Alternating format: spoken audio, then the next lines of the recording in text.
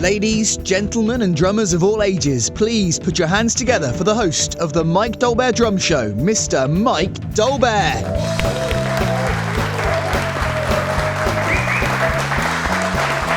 Okay, thank you. Thank you very much and welcome to the second pilot show of the Mike Dolbear Drum Show, where we have guests, and today's guests are Mark Richardson, Gemma Hill and Robin Guy. Thank you. And of course, we have our regulars, Jill, who will be reading the news for us, and the Stick. So a big round of applause for Jill and the Stick.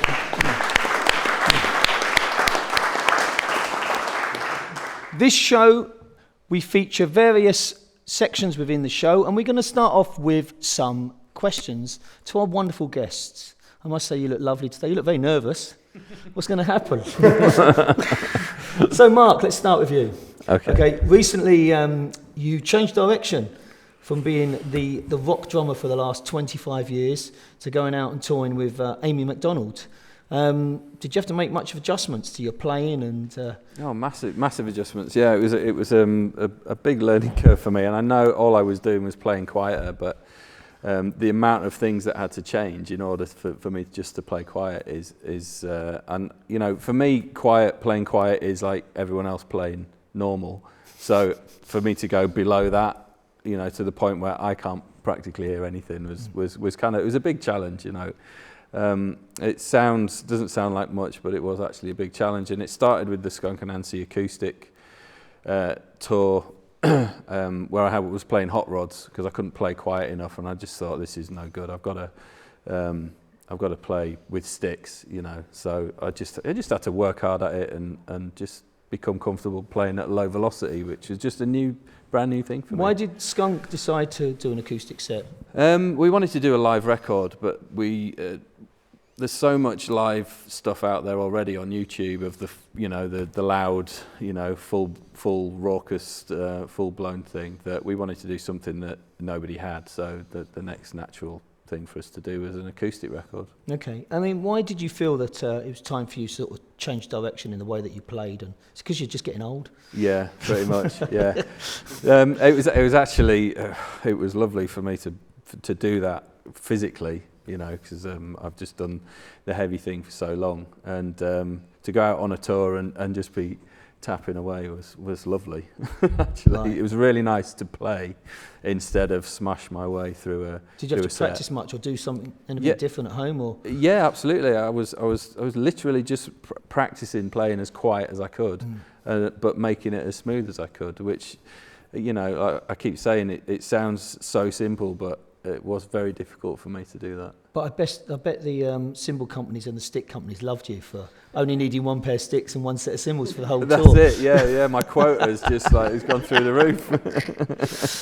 Okay, Gemma Hill. So, Gemma, recently, obviously, or not recently as you've informed me now, it's 10 months ago that you became the editor of Drummer magazine. But before that, you were out there in the wonderful world of a professional musician trying to make a living. Yeah. Disadvantages and advantages of being a female drummer in this male-dominated industry? Advantages are that there's a lot of work specifically for female drummers, and I think as there haven't been so many female drummers compared to male drummers, although that's changing, which is great, there was also, you were kind of able to have a bigger personality. People knew about you more, and they would instantly kind of pick you for jobs and put you forward. Disadvantages, there aren't really that many disadvantages, I think. Not sitting between these two guys, you know. Great, isn't it? Between two thorns. I think drummers are the most supportive musicians anyway, so amongst drummers there's really not an issue about being a female drummer, not very often. And I think it's really great that, you know, if we can get rid of the male drummer, female drummer thing and we just have drummers, and that's probably what drummers are after anyway, they don't mind. I think musicians, it's become a bigger issue as well, that people are more aware of equality and the way that female musicians are treated.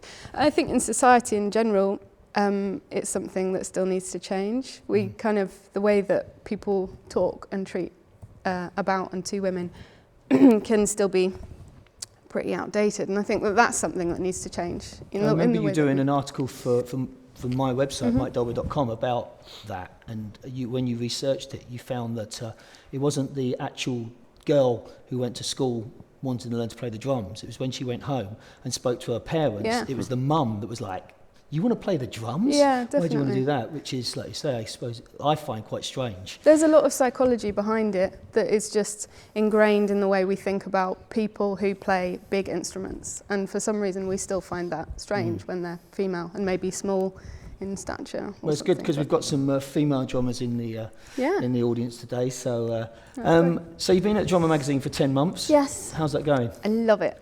Why? It's really, it's just, I can't believe that I have a job that is just about drums, and I get regularly paid, and I get to speak to all these people who I've been listening to for years, and yeah, I mean, you get paid? Yeah, I get paid. Regularly? Regular, yeah. What is this word? Yeah. And how did the job come about? Completely out of the blue. It was a previous editor, Ian Croft, put my name forward to the publisher, and it was actually 1 week that I'd come back to the UK because I moved to Germany last year, and came back, was thinking, what am I going to do for a job out there, and it landed in my lap. Wow, okay, well done. Keep it going. And if you want to interview these guys, then obviously you can. Well, Robin Guy. Regularly? There's regular money in it as well. Robin, I think you are probably one of the hardest working drummers out there. You're like the chameleon of the drum world. Certainly the tiredest. Well, yeah, I follow your tweets and I'm tired after watching them. Oh. How do you remember all the different gigs you do?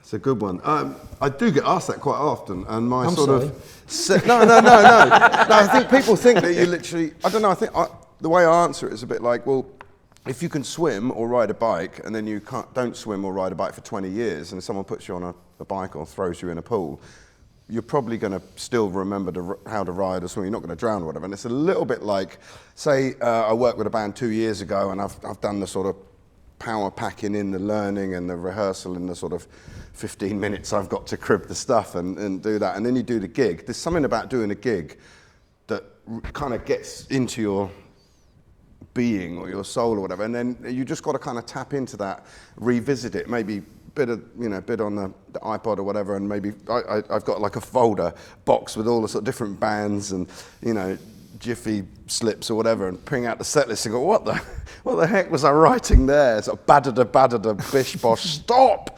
and then I listen to it and I go, oh yeah, and hopefully you just go, okay, I know what I was talking about with the badada bish. What about the bosh. personalities in the band? I mean, you go from the Bay City Rollers to Sham 69. I mean, in my sort of general rule of thumb is that anyone who's actually been in the industry for about 30 years or more is completely insane. Right.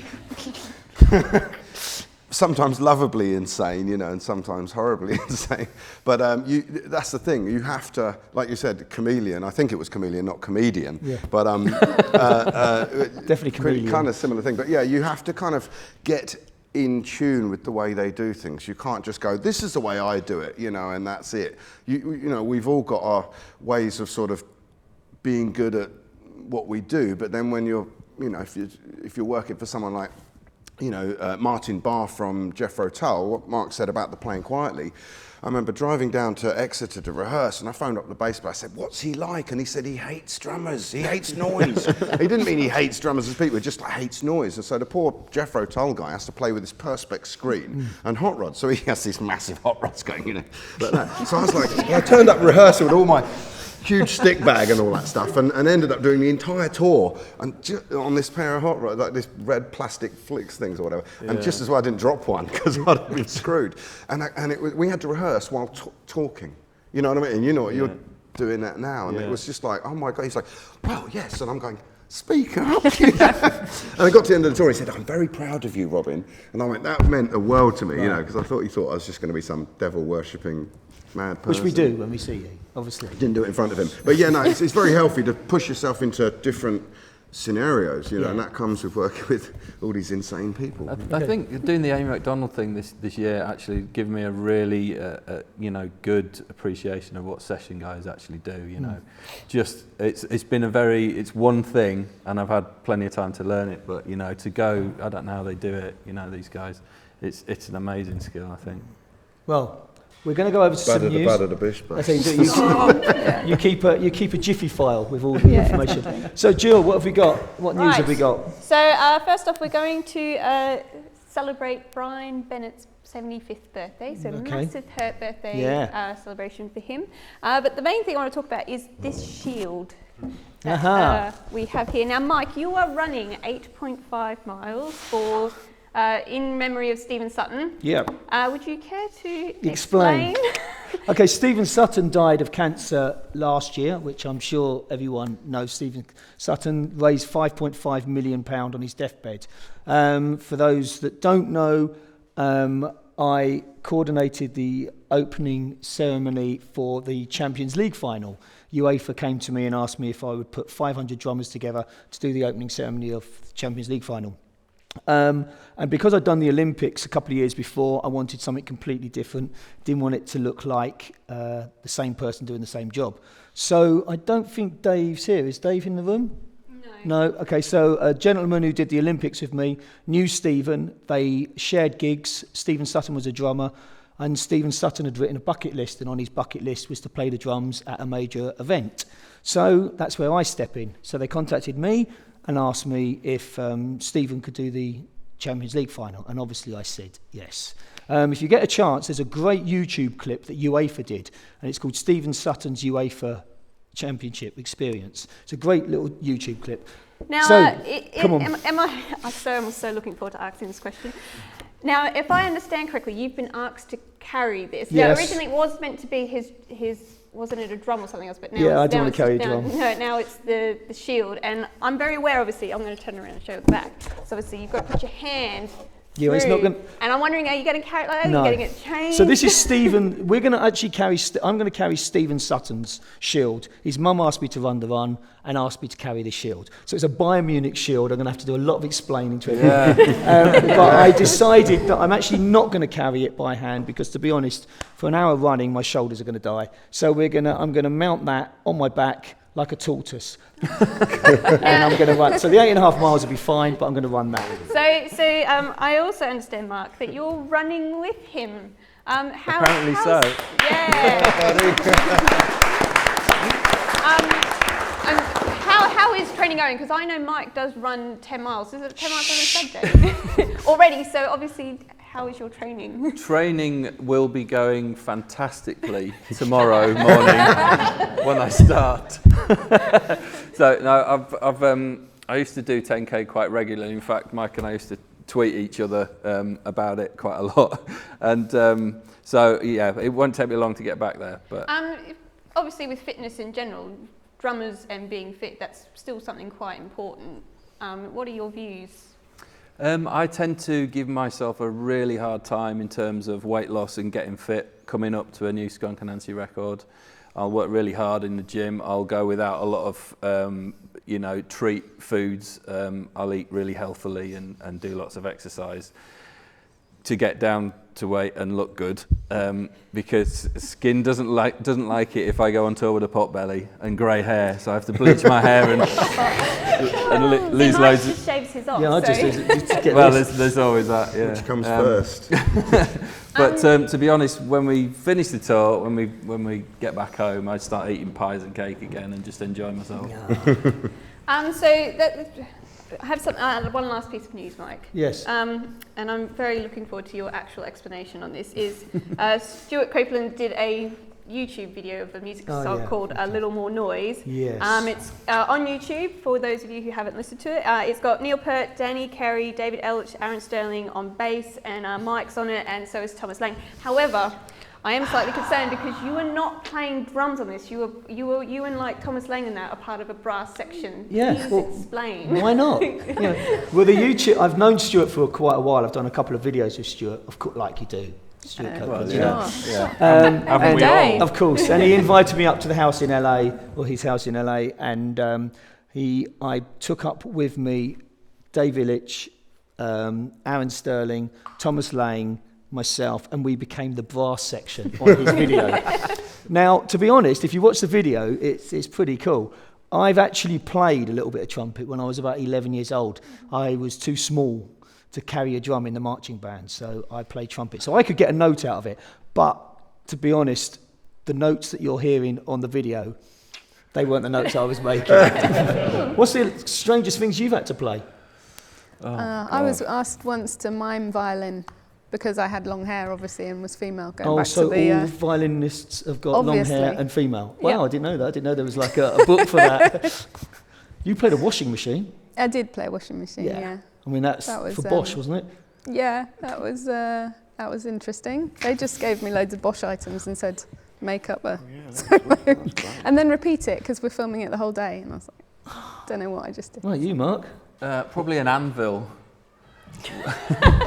Explain. Yeah, it was during my first band, Little Angels, and you know, in the days of big rock drum sounds, like huge rock drum sounds with loads of reverb and all that kind of stuff, and we hit we were just like, the snare's great, but it needs something. Don't know what it is. Hang on, there's an anvil out the back. Let's mic it up and give it a go. Wow. So, yeah. Robin, you play something strange I've seen your drum kit. I think it's my drum kit. It's like a split of that. It's been described, I think the best compliment I've ever had of my drum kit was, it's the Swiss Army knife of drum kits. You know? Yeah, you have got some interesting I've got some, things yeah, there. fun things on there. Well, talking about interesting things, hopefully. So, how are we doing today in the stick? Had a good week? Okay, so what we're going to do now is, in this section here, the stick over here is going to play these two drum kits. Now, these two drum kits are coming in with hardware for under £600. Okay? So, he's going to play the drum kits, and I'd like you guys and girls to put your lovely masks on so that the audience behind you can nick your wallets. Okay? You're going to make money somehow. Does it suit me? It actually looks really nice, yeah. I feel like Zorro. Yeah. Without the eye holes. They actually look like little bras. They don't look like, I'm not too sure what's going on here. Oh, I'm Anyway. definitely comfortable then. So, if you'd like to give us a play, please. So this is the kit number 1.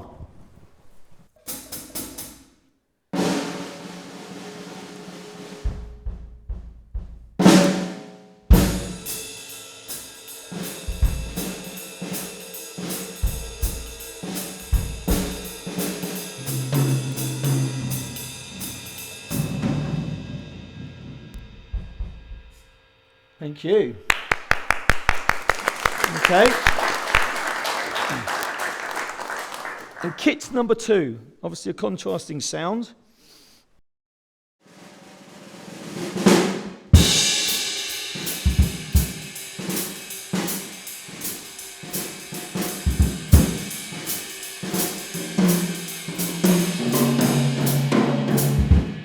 Yes.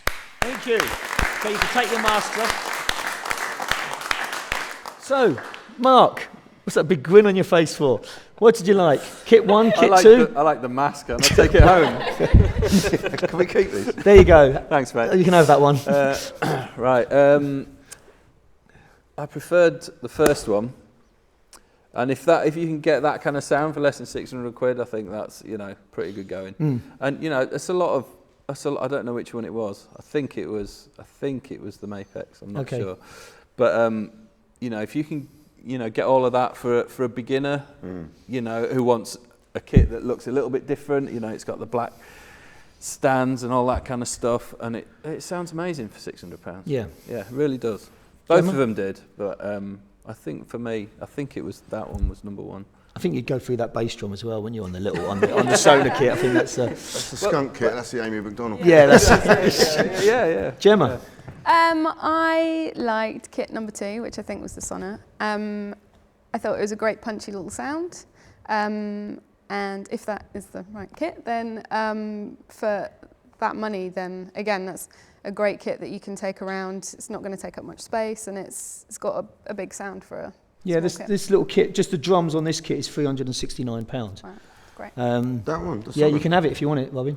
I'll have a look at my wallet if they've taken it. They've nicked it. It's gone. And I could fit it on the back of the bike. You could. Robin, what about you?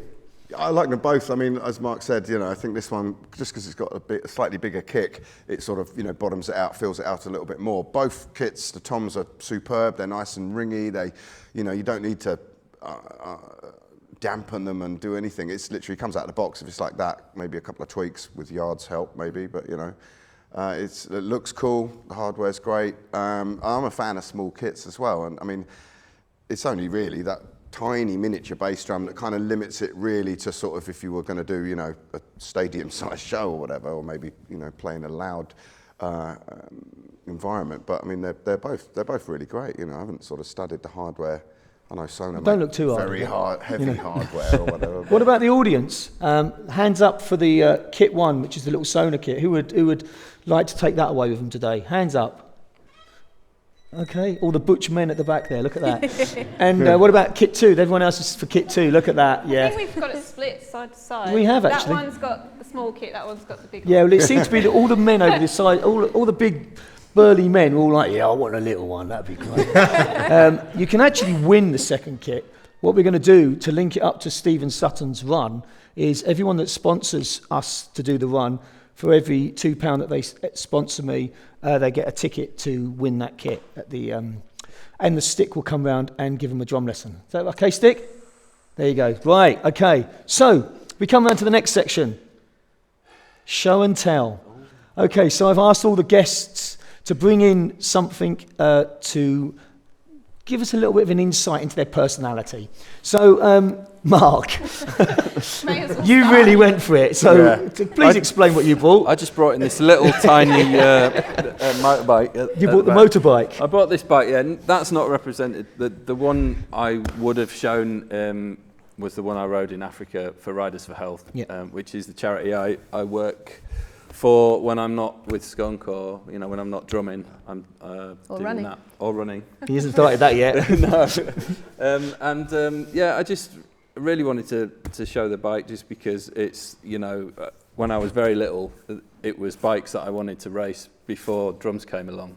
Barry Sheen was my hero, and before John Bonham and stuff like that. So I wanted to, in my spare time, because I've had a 25-year career so far, give something back. I've had a fantastic time in music, and Riders for Health was enabled me to combine motorcycling with raising money. So I've done a few trips with them. So.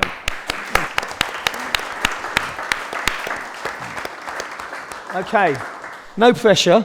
Oh. What's yours? This seems completely lame. Right, mine is... Motorbike? Yes, yeah. This is marzipan, which I firmly believe is the best marzipan in the world. We get to try this, do we? Yeah, this is actually for you three. So what do you mean that's free? It's from a place called it's from a place called Lübeck, which is near Hamburg, which is where I moved to last year. And so, as well as doing the editing, I've also been learning German. And eating marzipan. Good. I'm looking forward to that. Okay. You don't need any because you've got to get some running going tomorrow. Yeah. Robin, what about you?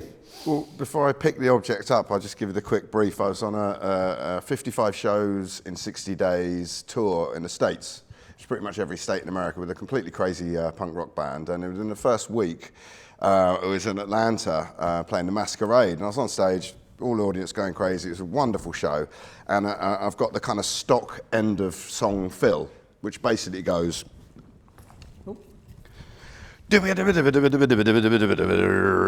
Blagum, crash. And when you go the blagum on the snare, the audience, the band know the next thing's a crash. For one time in my life, I don't know why, and I changed it to this. Blagum, and I jerked my head forward and impaled my head on my stick. It went through my eyelid. Oh my God. On stage. And obviously your head weighs a certain amount of kilos or pounds, and it's not like a lightweight stick, which is about 76 grams, hitting yourself in the head, that's no problem. When you've got a snare skin and you put your head on it, it goes, yeah. So I sort of did this, had a Rocky moment, went, no! seeing red kind of like, and this is the punk rock band sort of decided to do a ballad, which is kind of a bit of a a bit of a faux pas. We had a kind of security guy, sort of, AKA wannabe gangster, and he saw this, and the only thing he did, which was good on the tour, was go, "Robin needs ice." And he ran up the stairs so quickly, tripped on the top step, fell over and dislocated his shoulder. Through ice and, wounded wannabe gangsters on the thing. I'm doing Rocky and finished the show. Even put a couple of stick spins in, go, oh, I'm okay. I'm thinking a little bit of plaster and some Savlon. So I'm lying down at the edge of the gig, and the people are looking over, and I could just see people coming to my periphery and going, and walking off. And so I basically had this great big gaping hole in my eyelid. And anyway, I got shipped off to the Atlanta hospital, where apparently they patch up the prison inmates. Okay. And so there was basically, sort of armed guards. At one point, I saw 13 nurses before they stitched me up. And the lowest I think it got in my sort of rock and roll career was seeing 3 armed guards running past pulling their pistols. And I was lying down in a pool of stage gear and sweat and congealed blood, going, I want my mummy at that point. So I got stitched up, and I got out of there with a packet of pills, and got on the tour bus and went to the next show. With the last thing the surgeon said was, don't get these stitches wet. Okay. I'm playing sweaty rock and roll clubs. So I turbaned my head up with a towel that night, and then went to do this show. And 2 weeks later, I had to go into another place. I went to some sort of gospel hospital thing in Texas, got the stitches out. And the guy was like, hey, I haven't had much coffee this morning. I'm a bit jittery, and I can't get that last stitch out. So this is these are the stitches. Scissors. Stitches. I don't know if you can see that, but there's a little stitchy, little hook. Why are you going, The guy was tweaking them out, and I was going, bloody, get it out, hurry up, And there you go. So quite proud of that little thing. And thank you. I'm happy to provide a close-up of my wonderful scar. Really Thank you very much for that, Robin. There you go. Great story. Okay, so we're coming to the end of the show, and I'd like to do. I've got some accessories here, and this section's called "Use Them or Lose Them." So would you use these items in your day-to-day job? Okay, so the first thing, last year Vic Firth brought out, or 2 years ago, they brought out the chop-out sticks. And now what they've done is they brought out just the ends, okay, that you can put on the end of a pair of drumsticks. So instead of this, you get... So it's condoms for a drumstick. Safe sex for drumsticks. So is this something you would use or lose? Would you like to hand these around? Actually, yeah, I'd use them to warm up with. You would? Yeah. Because the band I'm always getting on the band's nerves, like tapping on the side and all that kind of stuff. Because I never take my practice pad. So there you go. It's perfect. You can put them in your pocket. If you forget your practice pad, they're perfect. Yeah. Gemma? Yeah, again, use them because, you can practice anywhere with that. Okay, Robin? Well, you know what I'm going to say. Actually, they'll be perfect.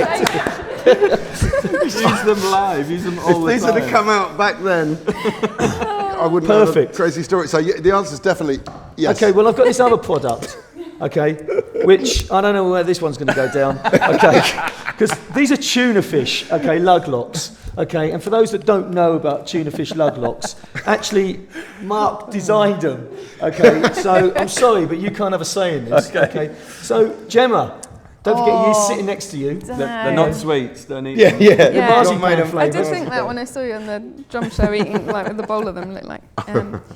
Yes, obviously. Do in lovely colours as well, don't they? Do, mixture colours. Yeah. All sorts. All sorts, yeah. Licorice all sorts. Yeah. So. Tunafishlugblocks.com. Yeah, what about you? You're probably an artist, are you? Well, this is the thing, Yeah, so you've got to use it.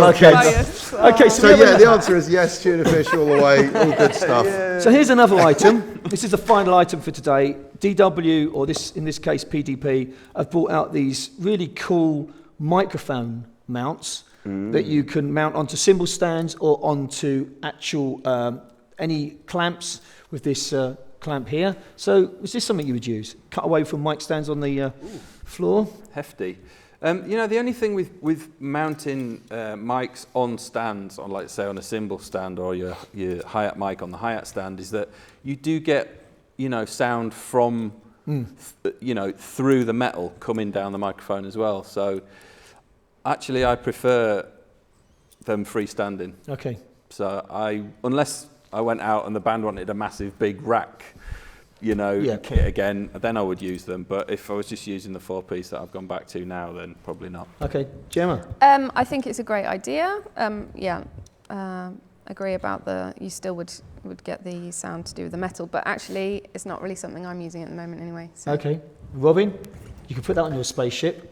I'm collecting them all. No, it is actually very heavy, but I'm a big fan of sort of space savers, bolt-ons, because I want my kit to look like my kit. I don't want my kit to look like hidden behind a forest of, wobbly, bad quality stands that spin around, and you're always moving the tom-tom mic, like that, and whatever, it falls off. And, well, you'd get them. They'd be space saving, wouldn't they? Yeah, no, this is a very good idea. But again, like Mark says, obviously, if you're getting a big going through every time you hit the china, then it's obviously goes against the name. But maybe they can sort of put a little. It needs an actually ISS mount, doesn't it? Really? Yeah, there's a big rubber washer in the middle. Oh, of okay. And maybe that gets rid of a lot of that stuff. So I would definitely be up for trying out. Right. Well, have we got any questions? We've got like one more minute to go before we shut the show down. I have one which I can open up to the whole group, which is obviously when it comes to drum kits, people know you can chop and change, but obviously cymbals, if they go bad, you know that they're bad. So people want to know how.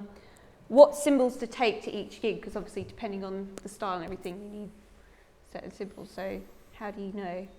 Gosh, I mean, well, personally, I used to use I've always used Zildjians, but I used to use the Zeds, which were very, very, very loud. And then, went on to use more Ks and As now. And with Amy, I use really thin A crashes, and with Skunk, I use Ks, just to try and lose a bit of the overtones from that. So, it's kind of personal preference, but, there are louder and quieter ones that you can choose for different occasions. So. Okay, Gemma? I've just always had a big bag full of different things to take around with me. I generally have played the same kind of music, so I've generally known what I was going to be needing. So. Robin? My cymbal setup is quite versatile, because it has to be, so get it out the bag and, okay, we're doing a hip-hop thing, a drum and bass thing, a heavy metal thing, or whatever, and it pretty much caters for that. A lot of the time it's down to how you hit them or whatever, but I mean, I've got 13-inch hats that are great, for pop, but also great for heavy stuff. But the ride I've got is all Sabian, but not wanting to drop names, but the Jojo Mayer Omni ride is incredible. It's a 3-in-1 cymbal. You've got a big bell, a lovely jazzy shoulder, and then you can crash it like a really fast response. For a 22-inch cymbal, I was like, when I was shown it, I was like, I don't want a 22-inch ride. It's going to go on forever. And you can go, psh, and it's like amazing. So you've got 3-in-1. So it's cool. That's perfect. Okay, for me. well, we've run out of time. Thank you very much, everybody. Thanks for the crew. Thank you to the audience. Thank you for Mark, Gemma, Robin, Jill, and the stick. And we'll see you next time. So thank you.